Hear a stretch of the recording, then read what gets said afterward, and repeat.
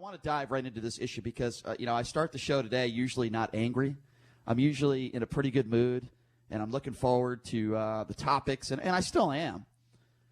But I got to tell you, folks, this shooting in Atlanta really is getting me angry, and not for the reasons you might think. I am livid and I am upset that nobody is putting accountability on this man, Rayshard Brooks, and people, again, this time I believe they're wrong, accusing the officers of murder.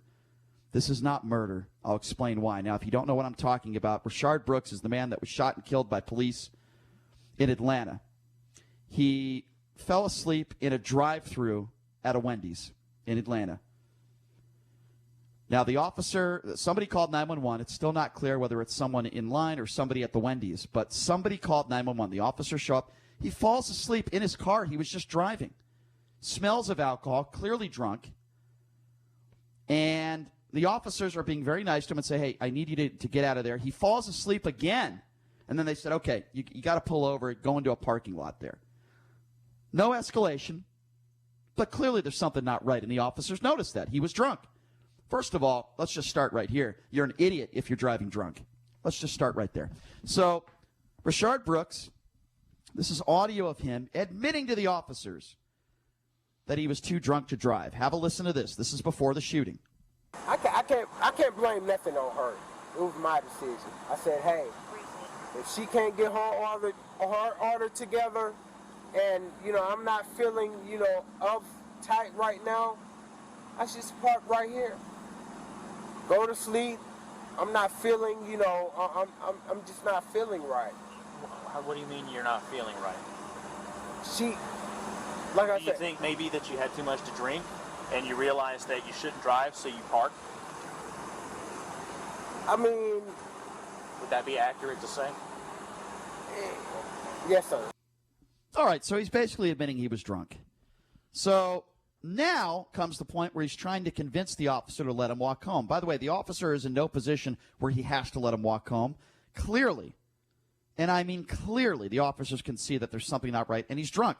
Have a listen to this. I can walk home. I don't have to park. Why would you walk home? I just don't want to be in violation of anybody. I can walk. My sister's house is right here. Do you think that you'd be in violation of something if you were to drive your vehicle? If that's less possible for me to park here, lock the car up, and do everything that I need to do within the presence of you guys, I can just go home. I have my daughters there right now. My daughter's birthday was yesterday. All right, so basically he's stating the case that, look, you guys caught me. I'm drunk. I probably shouldn't have been in the car in the first place. Can you just let me go home? Well, then officers do what I consider to be the right thing because me personally, I have no tolerance for anyone who drives drunk. He fails a breathalyzer. Officers, they're very calm. There's no, they're trying to, it's a very calm conversation. He fails a breathalyzer. Now, if they let him go, there's no telling if he can go back into his car after they leave. Everyone is at risk, in my personal opinion, if they let this guy walk home. Because what if he goes back half an hour later and gets his car and starts driving again? Right now, we know that he broke the law. Clearly, he broke the law. They give him a breathalyzer. He fails the breathalyzer, and that's when things go south in a hurry. The officer tries to arrest him and very calmly says, please put your hands behind your back. They're going to arrest him for DUI. And listen to what happens next, and then we'll try to describe it for you. This is when the scuffle starts. Have a listen to this. I think you've had too much to drink to be driving. Put your hands behind your back for me. Here, put your hands behind your back.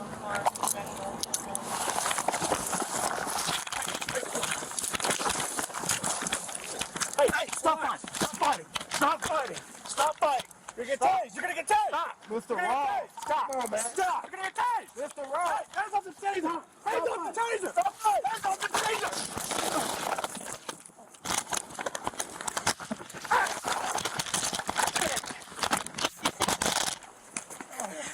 Stop fighting. No, it's the taser.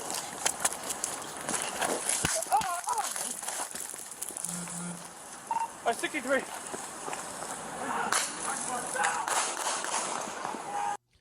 Okay, let me explain to you what happened there. That's the audio. Let me explain to you what happened, and then we're going to talk about that, and we'll take some calls on it.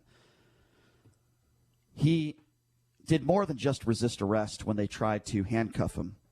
He fought the officers. He threw punches at the officers. If that's not serious enough... You could hear 2 of the punches land on the officer's head. If that's not serious enough, he then grabs one of the officers' tasers. Now, the officers didn't take out their gun at that situation. No. Before he grabs the taser, the officers were trying to tase him, which they would have been well within their rights to do that. He grabs one of the tasers. Let me ask you a question, and then I'll continue here. I guess it's a rhetorical question.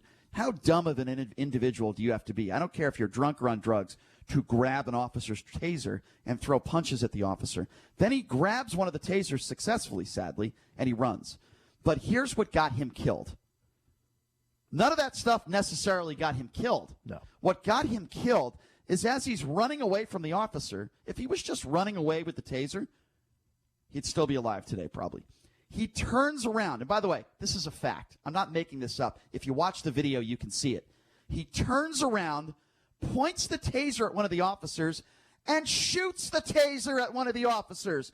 And then what does the other officer do? Protecting his fellow officer, he shoots and kills him. Now, the argument that people are going to make is he was running away from the officer. Doesn't matter. He could have been moving forward or he could have been running backward. He pointed the taser at the officer and he shot it. That's number one. Number two, a taser is not a lethal weapon. A taser is not a gun. Let me explain to you idiots what a taser does. It incapacitates you. That's why they built them, to assist officers to incapacitate the criminal. So what happens if he shoots the officer and then the officer is incapacitated? Keep in mind, the officer has a gun. What is stopping a criminal from grabbing the gun? If the guy was willing to grab a taser, he's probably willing to grab a gun too. Do I know that for sure? No, but here's what I do know. If you're dumb enough, and some people are not going to like what I'm about to say, JD, and then I'll get your take on this. That's fine. Some people are not going to like what I say. I don't care. If you are dumb enough to drive drunk, then as you're being arrested, throw punches at officers, resist arrest, grab the officer's taser, and then as you're running away, point the taser at an officer, shoot the taser, you deserve to be shot. Now, I went a step further on social media. I said, I don't feel bad for this guy at all. He deserved to die. And the reason why I say that, and it's a sad situation, but the reason why I say that is because you fired a taser at an officer. Why is that so hard for people to understand? This is cut and dry. And they fire this officer? Disgrace. The police chief steps down? Disgrace. I'm telling you right now, this is not the Ahmaud Arbery case, which was a lynching. This was not the Paul George case, which is George Floyd case, yeah. which was a murder. Freudian slip. A murder. This was not a murder. The police were absolutely 100% The police justified. were doing their jobs. Yeah, I don't disagree. And the fact that there are people out there that think it's okay, and there's a lot of them, to point a taser at an officer and shoot a taser at an officer, that is a death wish. This guy was on a suicide wish, okay? It's not, you say to yourself, well, and this is the other argument I hear, officers are supposed to de-escalate. You know, they should have just let him go. How? Are you effing kidding me? I mean, I guess they could have let him go, but what got this guy, make no mistake about it, folks, what got this guy killed was not his skin color. What got this guy killed was not the fact that he was drunk. What got this guy killed was that he took a taser from one of the officers, pointed it at one of the officers, and shot it. That's what got him killed. And I'm going to tell you something. I am going to be livid mad if this family gets any money. I am going to be livid mad if any of these officers aren't able to come back to the force, because I'm going to tell you right now, and I'll say it again, this man deserved what got coming to him. If you are dumb enough in society to steal a taser from an officer after punching them and then pointing it at an officer, you are some of the scummiest, dumbest people in society. And by the way, those idiots who burned the Wendy's down, I'll add you to that too. Now, I understand it's one woman, at least that's the rumor, that one woman set the Wendy's on fire. I don't care if it was one woman. I don't care what her skin color was. Whoever did it, you're a bunch of scumbags. And these attorneys that are representing this man, same way I feel about Benjamin Crumbs, okay? Same deal. They live for this stuff. They live for it. And it's disgusting to me. This officer did nothing wrong. This man had it coming to him. If you're dumb enough in society to point a taser at someone, point any type of weapon at a police officer, you're probably going to get shot and get killed. Why can't we have personal responsibility? Whatever happened to personal responsibility? Every single time a black man gets shot, Race must have been involved. Every single time a black man gets shot, it must have been the police officer's fault. Every time a black man gets shot, there's no accountability. No accountability for the suspect. And I'm going to say it one time, JD, and then it's your turn. Rayshard Brooks is no victim. Rayshard Brooks was a criminal, and Rayshard Brooks deserved to get shot, period. And here's the reason why Rayshard Brooks resisted arrest. Because Rayshard Brooks was actually out on parole because of COVID-19. He had endangered and beaten up his kids in 2014 and had a 7-year sentence. So he was actually out on parole. It would have been his second DUI, and that's why he didn't want to get a violation. That was the conversation there. But you're totally right. Right now, people are trying to neuter the police officers of their ability to do their jobs and protect themselves. And as far as tasers not being dangerous, 1,000 people were killed by tasers in 2017. A taser is especially dangerous if you don't know how to use and operate it correctly, which I can guarantee you Rayshard Brooks would have not done. And keep in mind, had he actually successfully tased that officer, you don't know what he would have done, because at that point he was in trouble. Again, this guy was out on parole. Had he gotten a DUI, his sentence would have been increased by probably another 5 to 10 years. So factor all that in. Then he attacks a couple police officers. I'm convinced that had he tased that officer, he would have tried to take his gun, he would have shot him, and he would have shot his partner. Maybe. And he would have tried to go away. Maybe, but to me, because at that point his life was, he was spending the rest of his life in prison. And he talked about his kids. This guy literally went to jail for physically harming his own kids and neglecting them. Let's talk about that for a second, if I may. The reason why I don't want to get into his past is because, to me, it has nothing to do with what took place that night. I'm focusing on what took place that night. With that, hold on, let me just finish. The reason I'm bringing it up, Brian, is because I don't believe that if he didn't have a criminal history, that he would have resisted arrest the way that he did. But I'm going by his behavior that night. I understand, but I think he made that decision because he was already out on parole, due to COVID-19, and it would have been his second DUI. The only reason why I brought up George Floyd's past is because everybody was painting him out to be some sort of great guy hero. If they do that with this guy, then we can talk about that. But I don't want to talk about it now because, to me, I'm focusing on what took place that night. And to me, it's very, very cut and dry. I want to give out the number. What do you guys think out there? 702-257-5396. The question I will bring to our listeners is this. Do you agree with us?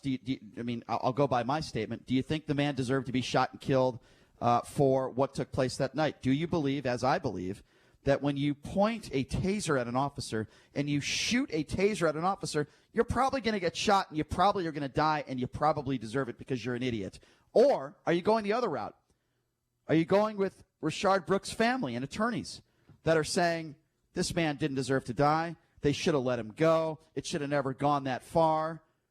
Which side are you taking on this issue? I am taking the side of the police officers here. They did nothing wrong, in my personal opinion. I have no sympathy for this man. Do I feel bad for his family and friends? Yeah, I do.